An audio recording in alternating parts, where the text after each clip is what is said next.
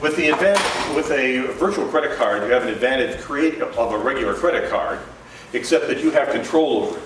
Because you can specify, at least for the one that I'm using, which is through Citibank, there are other alternatives.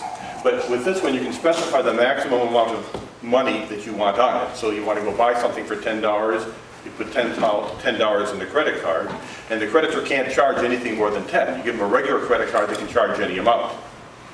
So you can limit the amount of money that's put on it.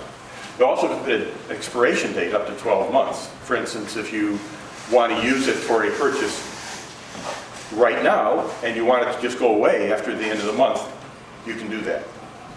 Also, once it's used by a vendor, I use one for Netflix. The only people that can use it is Netflix. If Netflix has a compromise of their database, then the credit card can't be used by anybody else. Leave that one open. Evie, leave that one open. So it's locked to a given vendor.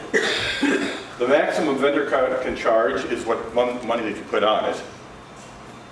You can change the amount of money on it. So if I'm using it for Netflix, if the end of the year comes, I need to put more time on it, and I need to put more money on it, I can do that and still maintain the protection. You can cancel it and close it anytime you want. For instance, if you decide you want to buy from a company, then you don't want to do anything more with them, you can cancel the card. Now, this doesn't affect your main credit card. You still have a piece of plastic in your hand. You can go into the store and make your purchases. And it can only be used online or by telephone. But we bought windows for our house using a virtual credit card because I went online, I got the virtual credit card, I printed it out or gave them the information from it, and they didn't know any different than it wasn't a virtual. So you have a lot of ways of using it. Otherwise, it's like any other credit card, and not all companies may have these options. Steve, before you go... question. Yeah. Yeah? Go ahead first. Does this credit card have the same fraudulent guarantee that if there's an incorrect charge that you dispute? Yes. It's just another way to get into the amount of money you owe the credit card company. Okay? It's another way to get a charge posted to your account. I'm talking about Citibank because that's the only one I'm using it for. But so I get a list of charges, and some of them come. Netflix gets a charge, but that's through a virtual credit card, and it just looks like any other charge, and I can dispute it if I need to. So it's like an alias. It's like a credit card alias, yes. Yeah. So a question Yeah. for you. You talked about Netflix. Let's say Netflix is $10 a month, whatever they charge these days. 50. So whatever. So do you have to put $120 on the credit card up front, and they take $10 a month out for the 12 months? Yes. All right. So a downside, from my perspective, is that Netflix or the credit card company has use of your money for that year. No, they haven't charged you anything yet. You know how you have a credit card in your pocket? I see. So they're not charging you. So the limit is just a limit that's just a function of the credit card, but the actual charge through is something you pay on a monthly basis. Yes, it's actually an amount of credit that you're giving for that card. So for Netflix, I'd be giving $120. There's no way that they can charge more than $120, and I only pay for what they charge to it. Can you get points on it? Yes, it's just like any other credit card. Because it's an alias just like the card. If it's I figured yes. but I just want to make sure. Yeah, I charge my Verizon Fios to it, and I get points for all those charges. They have a virtual card. So it's like a sub-account that has restrictions. It's like another way of charging with a different charge number that you have control. But it's out of the master account, right? It's all Yeah. charges posted to the master Yeah. account. Can you list different vendors, different amounts on the credit card, or this Yes. is only good for one vendor? Each virtual card is only good for one vendor. Okay. But you can have many virtual cards. How do you So add- I have a virtual card for Netflix, and I have a virtual card for Fios. And if I am going to make a purchase someplace else, you know how you have these things that say, first month is free, then it's $12 a month after that, but we need your credit card? I create a virtual credit card that's got $1 on it. Give it to them. They try it, they see that it's a valid card, but they can't charge to it because they're going to try to charge more than the amount on the card. So is that the main advantage? You limit what they can charge? It's limit what they charge, it's linked to one user, and you have the control. If you give someone a credit card, if somebody calls you up and you give them a credit card, they can charge anything to it that your credit card limit will have. But I can always dispute it. Yeah, but then you have to dispute it. But with a virtual card, you're giving them only a certain line of credit that they don't know about. And they can't charge more. You can still dispute it. But you are saving yourself the trouble of having to dispute an overcharge by limiting how much they can charge. Can you make it, specify the max per month? I mean, looking at your first bullet. You could do that, it requires more work. When you specify a maximum dollar and an expiration date, you put how much money you want to have on the card. Right. So if you want to have a certain amount per month, then you'd want to add more money to it every month. So if Netflix took... Netflix, I know they're going to charge. Stop that. And, okay, so Netflix is charging about $12 a month right now. So about $140, $150, probably about $150 on it just to have a little buffer. So if all of a sudden they start charging me more and I don't like it, I cancel the card and I dispute the charge. How do you get money on the card? I'll show you. Okay. I'll show you. Yes?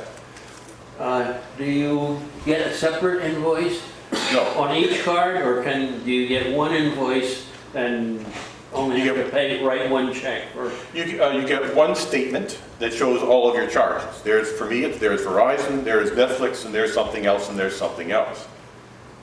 Now, I can also go into the virtual card area and see what charges have been posted to a given account, given a credit card. So in your regular statement, you'll see Netflix as if you used your personal card directly. Yes. Went to the Netflix store and charged $12 or $15 That's in right. the Netflix store.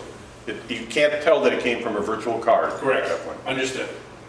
Steve, it doesn't sound like it's easier. The other side, you're saying that the main thing is you don't have to go and dispute it because that takes a lot of work. This sounds like it takes a lot of work keeping track of all these. You don't have to keep track. Okay. Okay? Let me go through and create it. We can ask some more questions here. There's no free lunch. So I'm going to use Citibank as my example, and I've been using it for maybe 10 years. Okay? I don't know, I can't think any longer than that. Actually, I have a live example. It's kind of a screen capture, so it's not live. So first of all, you go to this is my account, and you can see that I have established a substantial line of credit. Okay? Here. That's not substantial. Well, compared to some people. Oh. Okay, others, I mean, you might have to be at a top $74 million, but, That's my daily balance. so anyway, you choose virtual credit card, virtual account number, and the next thing it does is it's comes up with this. There's two ways of doing it. You can either download an application on Windows that you can click and immediately get into your virtual credit card area, or you can launch it from here, and that's what I'm going to do because I'm on a Mac and I can't load the Windows application. Then the next thing, oh God, I'm supposed to be covered up. Anyway, you log in with your user ID I'm and glad the you love your password. wife. That's okay. How did that happen? I blanked it out. Better delete something on the recording. Yeah, I don't know what it Yeah. is. Then it verifies account information. All right, we're going to burn this recording. Nothing. Okay. It's on tape. Yeah, somebody, let's media site, you know that, Steve. Yeah, I know. Everybody in the world can see it. I'll have to change the password as quick as I can. Hope you guys can write it down. We're blind, we can't see. I know, I guess. Oh, good. How many can actually see it? So we have two choices. We can generate a virtual card with a dollar limit, and I'm going to choose one with $1 and a time limit. Okay, so here's my card. I'm going to put $10 on it. It's going to be good for 4 months. I did this last October. Okay, so it's going to create this, and I continue down here to create the account and verify it. We're going to create a virtual credit card number for a value of $10, good for 4 months. And there's the card. Oh God, I put that on there too. Okay. Good thing it expired already. I've obviously doctored Good this. thing this is- But it comes up and it looks just like this. It has your name here, it doesn't have mine, unless you hacked my account. And you have your number here that you can use, and it's got the CVC, you know, the 3-digit number. So you can call up somebody, or you can sign up for Netflix, and you give them this card number, and tell them the expiration, and it'll ask for the CVC, and they'll discharge to this. Magic. And this is what you, and this is one of the many that you have, and I didn't show a list of all of them. So then you can view the status of each virtual credit card, how much is remaining, how much longer it's going to go. And there's a list, and I should have printed out the list. You can view the purchases for the card, you can add dollars or extend the expiration, you can cancel the virtual card. And purchases are listed in your monthly statement as regular purchases. And the virtual card use will fail if there's not enough money, if it's past your expiration date, or if it's used by a different seller. Steve, I didn't see in your example how you specify seller. You don't. The first person to use it is the retailer who gets it. Okay, so if that person chooses, say, you set one up for Netflix, Yep, and your first charge is to Netflix, yep. and some Netflix employee decides to take your credit card, and goes to Best Buy and decides to buy a credit. That's a different retailer, it won't work. Because that virtual card will only work with something purchased at Netflix. Because I set it up initially, the first charge was to Netflix. Can it spoof it? But the point is, I don't think you It's said outside anything of- about that. You didn't say anything about that during the setup, did you? Did I miss? When you're setting up the card, you just have just like a regular credit card. Right. And now you give it to Netflix, they take a charge to it, and then that vendor, that retailer is locked into the credit card.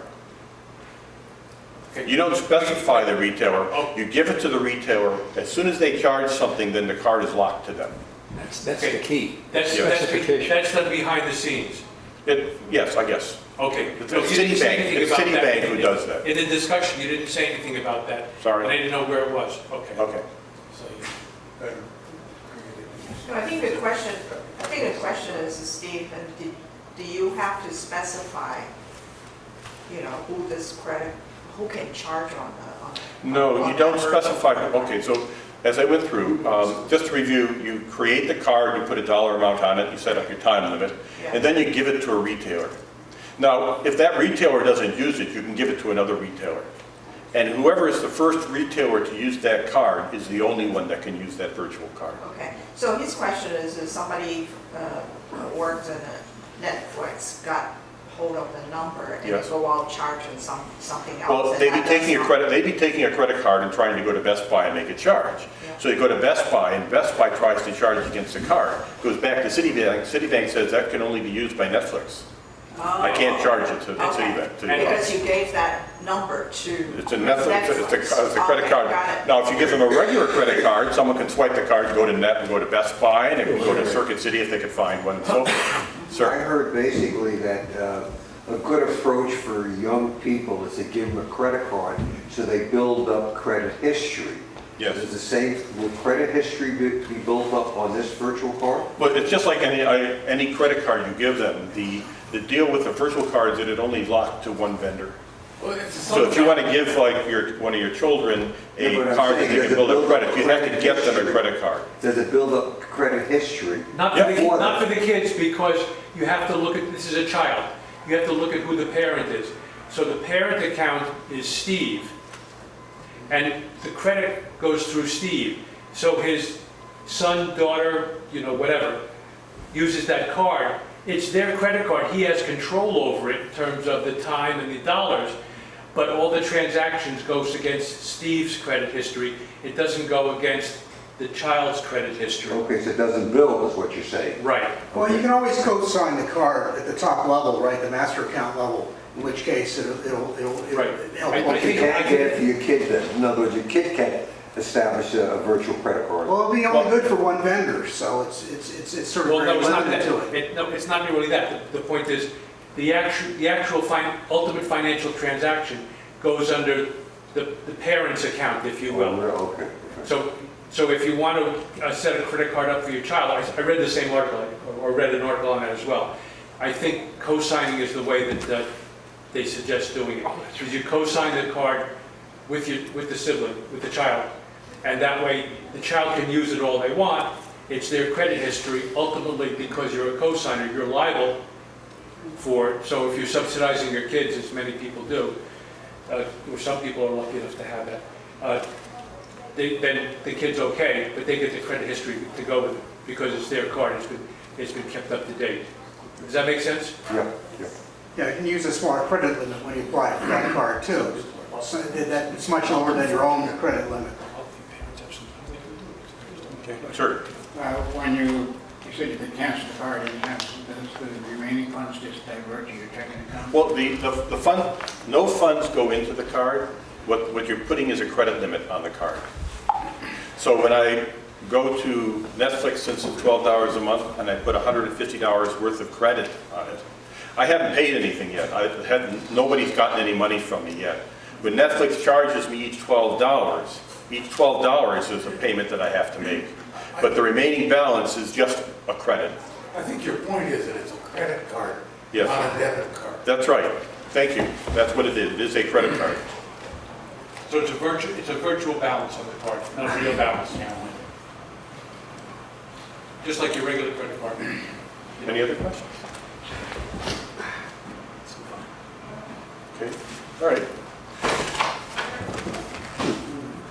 The next thing I have on the list is upward bound videos. Steve, before we go there, Yeah. we were talking earlier, Apple Pay, which is what I use, Okay. has a different flavor of the same thing.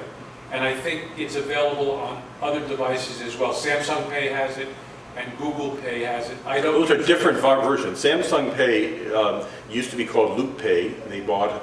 It was a company based in Burlington. Yep, you see it from 128. Yeah, and it's not the same thing as a virtual card.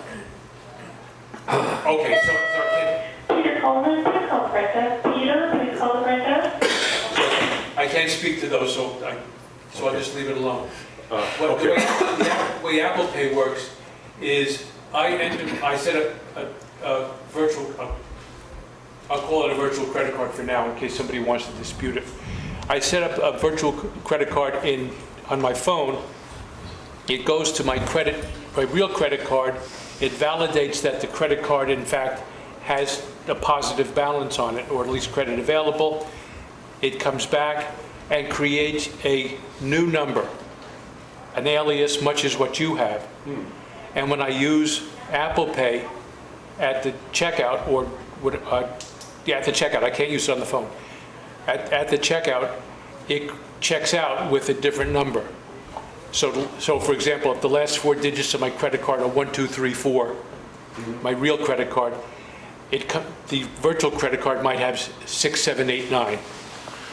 And that shows up, and in the background, it charges my card, and the vendor has no access to my actual credit card number. Okay. So I know it's- that when I use push a button and it go ka-ching with my iPhone, that it has created a second number that it uses. That's exactly the same thing. So that's a different kind of virtual credit card. Okay. So it's similar to the chip. When you put the chip in the chip reader, they don't get the raw number that's on your credit card. They get a fictitious number, but it works functionally the same. I don't know. If you say so, I Yeah, believe yeah. you. I mean, chips are encrypted that way. I mean, it's just. I know they're Yeah, encrypted. yeah. I don't know what's on the encryption. Yeah. So I don't know. Versus when you swipe it, you don't have that protection. Right. Swiping is in the clear. So it's in firmware. I see. Okay. Any other questions?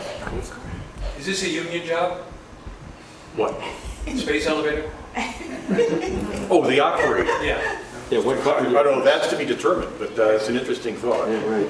You gotta press the buttons. No, well, you have to be trained to press the buttons. Exactly.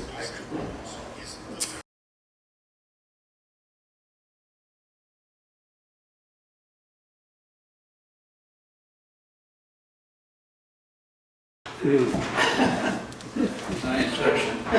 Well, it kind of is, but then again, I mean, it's fiction because it's not real yet. But he has a number of them here, and I'm not going to play any more today because we're getting close to the end.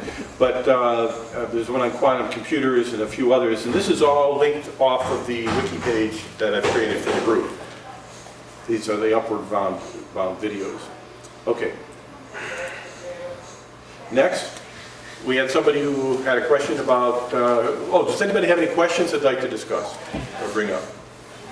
It seems like he dismisses Okay. a tremendous number of very significant problems. Yeah. For example, Like flying around them in real time? well, part of the cable that's about 100 miles up wants to orbit the Earth at about 90 minutes.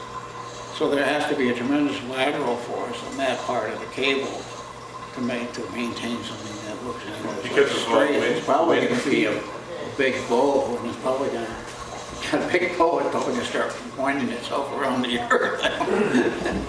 It's just, he dismisses so many really hard problems. Well, he does. You know, if you've ever been to the FAA Control Center up in Nashua, and you see the high density of airplanes flying around this Earth, that cable's going to be a pain in the rear. Not at the equator. Well, it would have to be something that you're aware of. Yeah. Yeah. It's a lot of it. You kind of wouldn't want to fly into it or meet one of those things going up or coming down. Well, it just scripts your style if you go to Machu Picchu. Well, TCAS has lanes that people stay in anyway, and they just move the lanes around it. Also, he's very quick to go from small-scale measurements of materials to huge macroscopic things. I mean, for Big as an example- arm, and it's going to lift the thing up. Well, for example, you might conceivably make one perfect crystal of graphene, which is, by the way, only one monolayer thick, to do that. But if you talk about carbon nanotubes, the nanotube may have the huge tensile strength he's talking about, but you have to connect a bunch of nanotubes. Yeah. So that's connections. So that's a weak point right there. Well, spiders do that with thread, with their threads, relatively speaking, over miles. Those are polymers. Yeah. But the nanotube is a series of discrete molecules. Yeah. Yeah. My tongue was in my cheek when I said Oh, that. It's interesting to think about if you ignore all the different reasons why it won't work. Yeah. Right now. Now, when you take a look at what you're talking about in the 1800s, the late 1800s, I think 1890 something or other, that first guy had the first idea. He talked about building a building.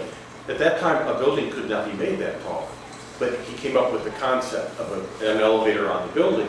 Well, and science and technology has changed since then, and now we have something called nanotubes. Well, it's not going to solve the problem just yet, but compared to what they had 100 years ago to what we have now, there's a lot more possibilities.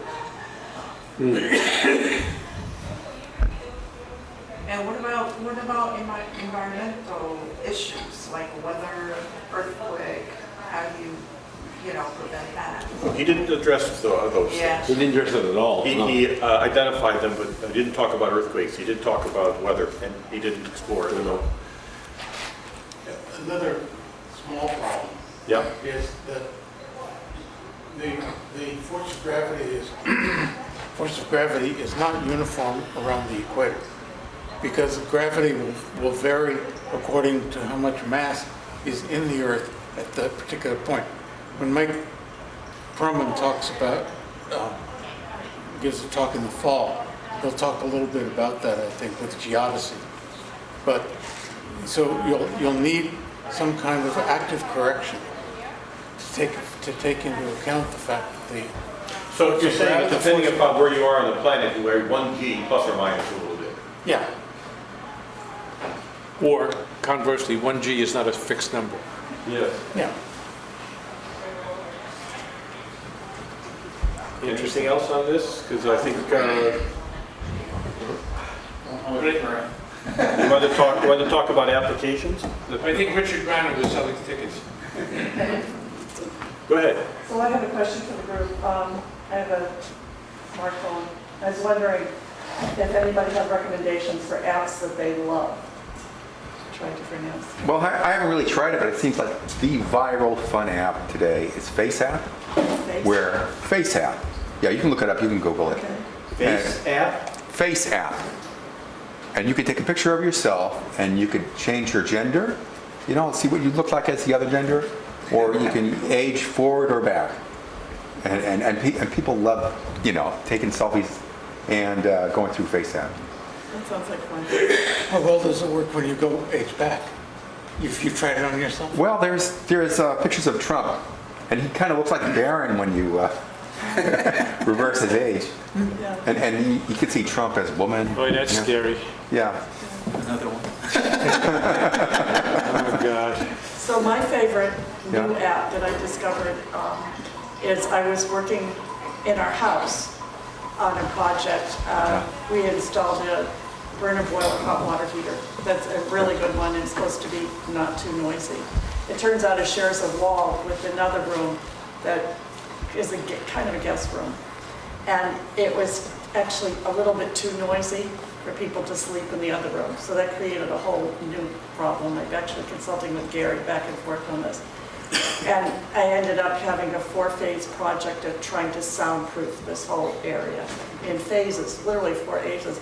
So I downloaded a free decibel meter on my phone. And it's called the DB, and it has a picture of a microphone, and then the DB Pro. But it's been the best toy, I think, because I take it everywhere, you know, in restaurants. It's just fun to play with it. And it worked. I mean, every phase, at the end of every phase, I was able to figure out how many decibel meters the sound had dropped, and then compare at the end of the 4 phase, which gave me the best bang for my buck, basically, in which worked, and which it was surprising. One of the ones where I spent the most ended up the most disappointing. It didn't drop the decibel meters as much as another part of the project. So I recommend that for fun. What's it called again? It's a DB. I mean, I can show you after, and then you can look at it. Just called DB? DB, that's what it's called, but I'll show you the pic. Somebody else looked at it and was able to pull it up right away, especially if you see what it looks like, the app looks like, the picture. And that would be handy when you go to a rock concert. You know, and you ruin your ears. You put the thing on. Oh, so many dB. What am I doing to my ears? You can see it looks like this. Yeah. Only backwards. Okay, here we go. Very good.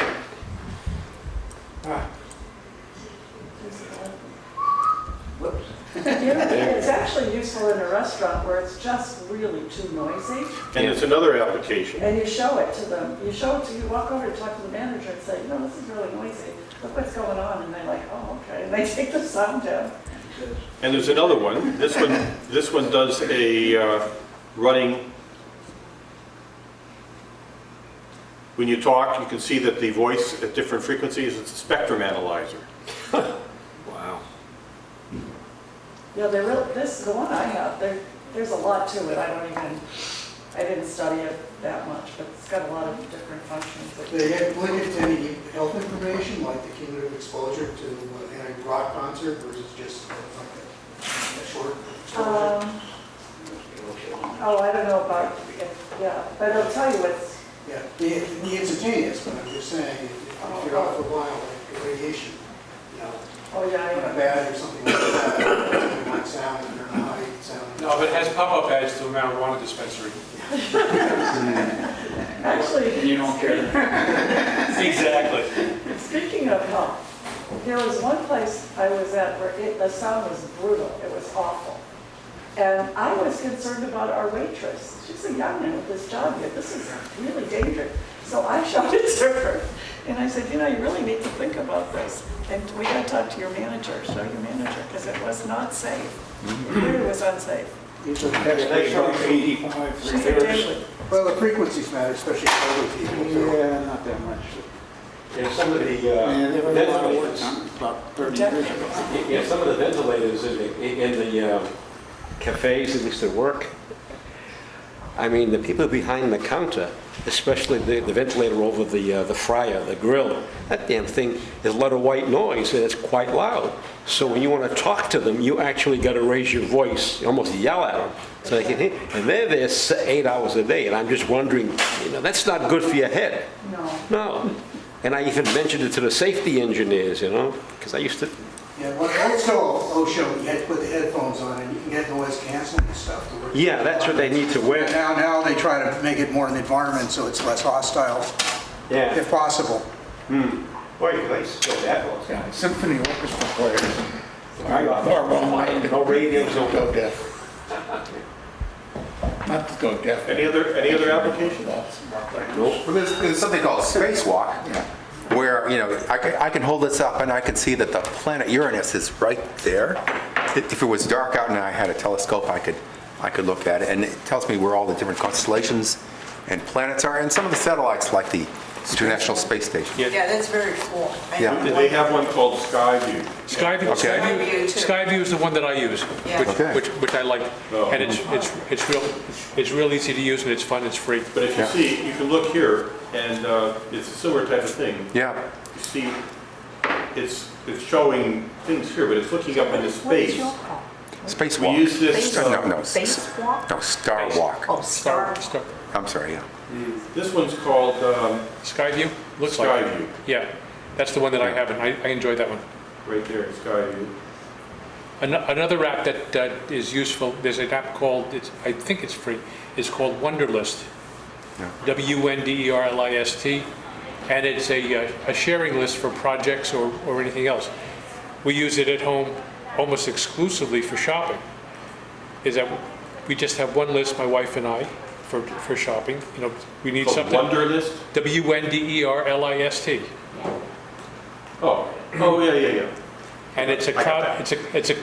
It's a cloud-based app that allows you to. You can put a fancy project on there with to-dos, or you can just use it for. The star. Or you can do shopping lists, whatever. Yeah, one time. And, if I need something, I put on the list. My wife needs something, she puts on the list, and we go to the market. We don't have to say, "Oh, I forgot the list at home." That's the first thing. The iPhone is becoming a very useful tool. My son's not an engineer, he's a techie. I mean, we put a second floor in the house and we added some more thermostats, you got 3 of them. So you got an application on his phone. I don't want to walk around and set the thermostat. He just does it, using the app on the iPhone. I'm thinking to myself, when we invented this stuff 50 years ago, they didn't expect it to make us lazy. Well, this thermostat, I have Ecobee thermostats at home. Yeah. And Ecobee has remote sensors, so I can control the house temperature from here. Yeah, right. So you know what I mean? Yeah, exactly. As well as the robots for the vacuuming. But somebody, I don't know if it was this group or somewhere else, somebody said the iPhone is a misnomer. It happens to be a really sophisticated computer that just happens to have a telephone application on it. I think you're right. Sure, yeah. It really is. I would have from Hanscom. You get on the Hanscom, you look at the old vacuums that they had, and the old EMIAC, of course. Hell, we're carrying dozens of those in the office. Somebody dropped their phone. Yes. Yeah, the old cell phone. Remember the old cell phone? It was like a big brick. They were bricks. Yeah. We got about 12, 13 minutes. Do you want to give yours? Yeah, I got about, it's a very short talk. I got a PowerPoint. This one's on Matter to Mind. I hope I got the right one, because I got a PowerPoint, 4 slides of PowerPoint for this thing.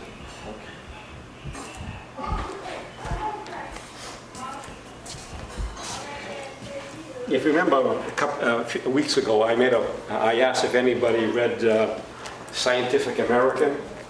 And Which one is it? What? Do you want me to find it? Just tell me which one. Brain. You want Brain up top there? And the PowerPoint. That's it. PowerPoint, that one there. Because I got the Word document in my hand. There we go. Go ahead. All right. Anyway, the article was about how matter becomes mind. And I realized all the guys here are in computers and they know networks, inside out and upside down, and probably can sleep on network, anyway, I started reading the article about how the brain works. And Stand over here, maybe? what? Sure. And how does the brain give rise to who we are? Well, there are pictures, but to show the picture of the brain, on here, it would just be a mass of lines and numbers and stuff like that. But there are billions and billions and billions of neurons.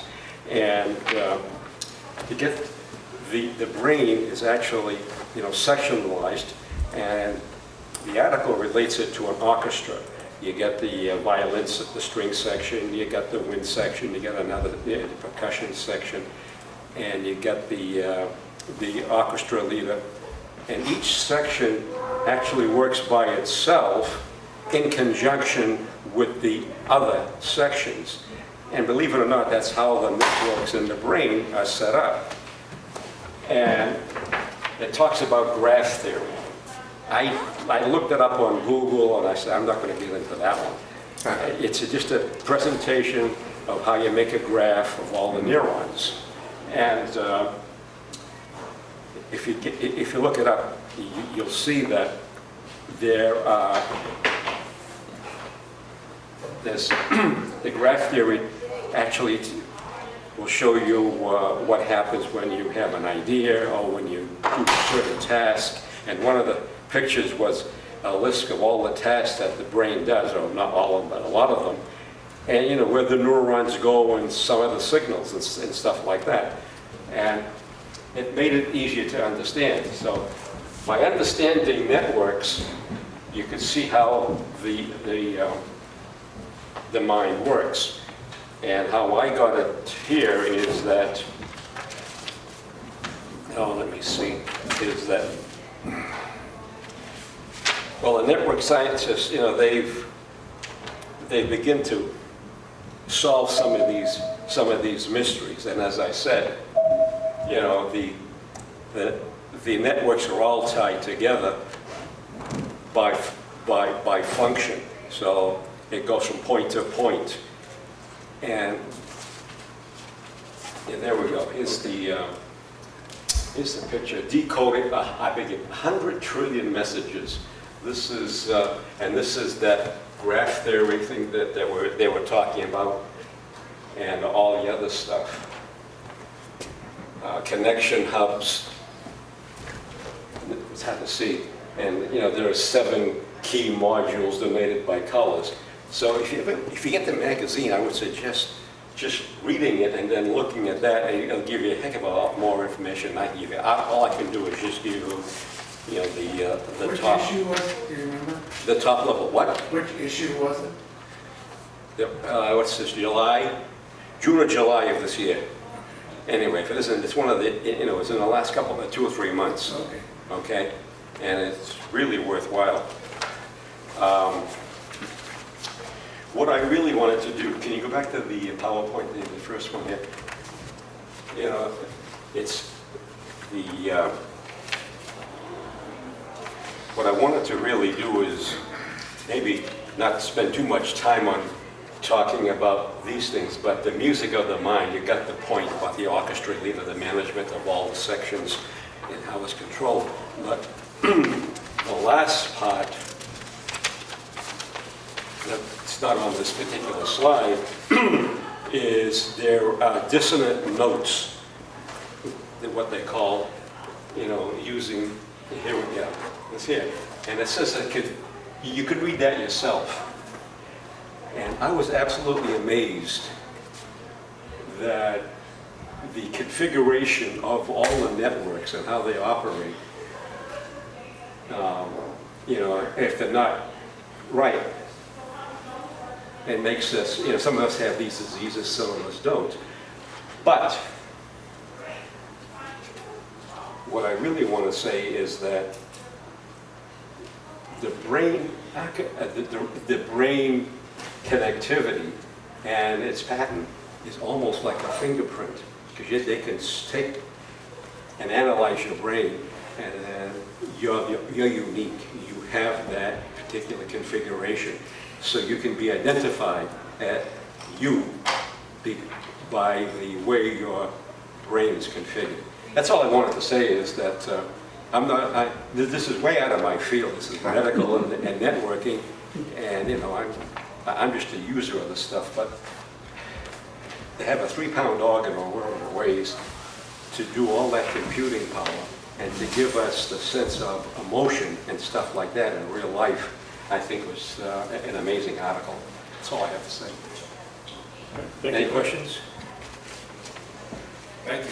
I think there's a Lexington Community Education coming up in September just on this subject, series, yeah. Yeah, they call it neuroscience. As a matter of fact, I didn't mention it, but MIT, I went on the MIT blog there, and that blog, and neuroscience is going to be a new course that they're going to do, because all the MRIs and tracking that they've done, over the years that combined it, it is now going to be a career field of neuroscience, which is amazing. The interesting thing about neuroscience is they know so much, and yet they know so little. Because there's no real great clinical application for a lot of this. Well, that's true. That's even true with cancer. I mean, Nova said the same thing. We know so much about it, but everybody, I'm sure, has had experience with it, One of the things you listed was dementia and Alzheimer's, Parkinson's disease. Alzheimer's is a type of dementia, and we showed an interest in that, picked up a book, which I have listed down at the bottom here, which is the Alzheimer's and Dementia for Dummies. And it's actually a pretty good book. I've summarized... I was going to say no pun intended, right? Dummies, yes. Well, that's why I find it so appropriate. Anyway, for dummies. I've summarized notes from the first 2 chapters. This is on the same wiki that I'm using. Yes, sir. There was a recent study that came out of New England with respect to links between certain prescription drugs and dementia. And they basically came up and said basically they looked at data, about 100,000 patients and so forth.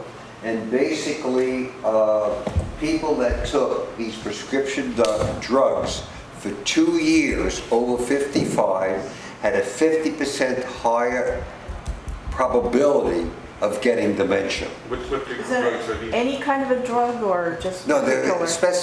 there are certain types of drugs, okay? It's a class of drugs. One of them I know is bupropion, okay?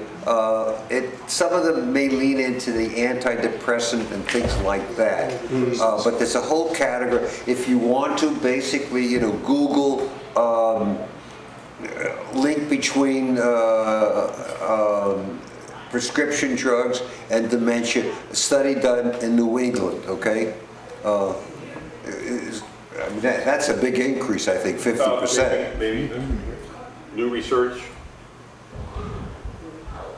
Commonly prescribed meds could cause raise in dementia risk. Interesting.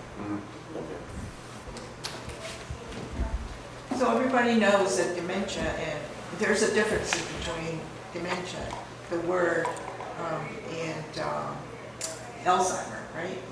What's the difference?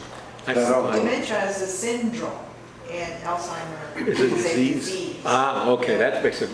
Yeah. Oh, one other thing too that my wife was a clinical social worker, and she dealt with clients with schizophrenia.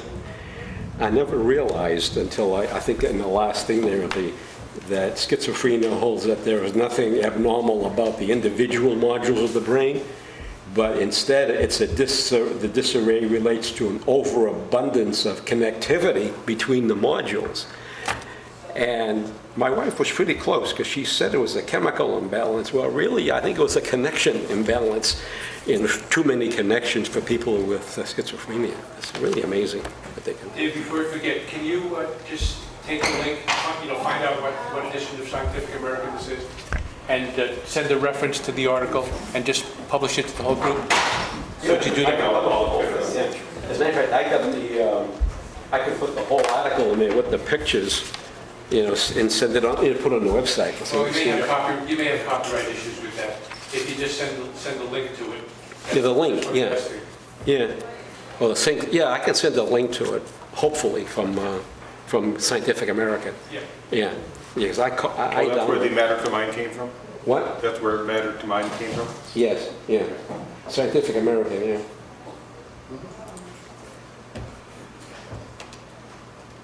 I think that's it. Thank you very much. Very We good. got a whole minute to kill. Let me tell you another joke. Mention the letter, we can go now.